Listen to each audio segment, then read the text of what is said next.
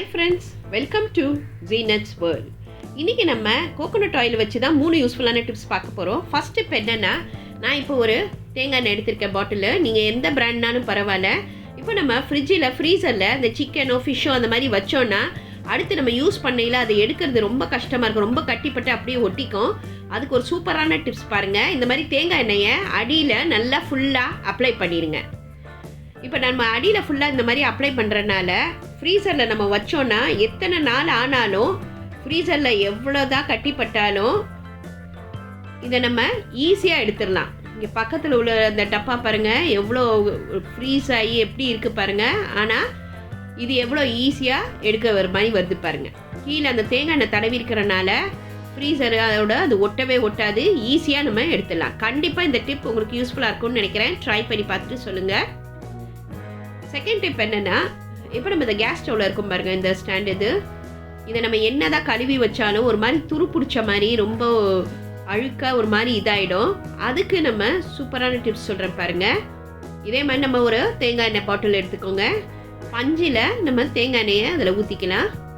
ஊற்றிட்டு எல்லா சைடும் இதை நல்லா அப்ளை பண்ணி விடுங்க தேங்காய் எண்ணெயை.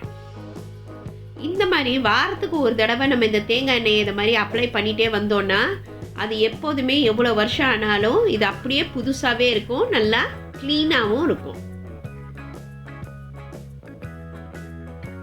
நம்ம தேங்காய் எண்ணெயை தடவுறனால அதில் துரு பிடிக்கிறதும் வராது, நல்லா க்ளீனாக இருக்கும். கண்டிப்பாக இந்த டிப் உங்களுக்கு யூஸ்ஃபுல்லாக இருக்கும்னு நினைக்கிறேன். ட்ரை பண்ணி பார்த்துட்டு சொல்லுங்கள்.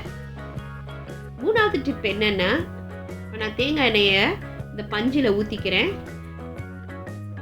நம்மளோட இந்த ஸ்விட்ச் பாக்ஸ்லாம் இருக்கும் பாருங்கள், எப்படி இருக்குது பாருங்கள். இதை இந்த தேங்காய் எண்ணெயை வச்சு நம்ம தொடச்சோன்னா ஈஸியாக அழுக்கு போயிடும், நல்லா ஷைனிங்காகவும் இருக்கும் ஸ்விட்ச் பாக்ஸு.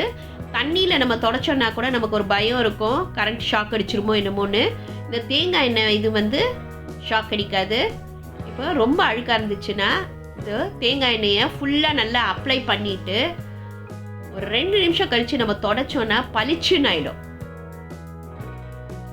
பாருங்கள், வாவ், எவ்வளோ க்ளீன் ஆயிடுச்சு பாருங்கள், நல்லா பளிச்சுன்னு ஆயிடுச்சு பாருங்கள், நல்லா புது ஸ்விட்ச் பாக்ஸ் மாதிரி ஆயிடுச்சு. இந்த தேங்காய் எண்ணெய் வச்சு அப்ளை பண்ணவே நமக்கு அழுக்கெல்லாம் நல்லா க்ளீனாக போயிடும்.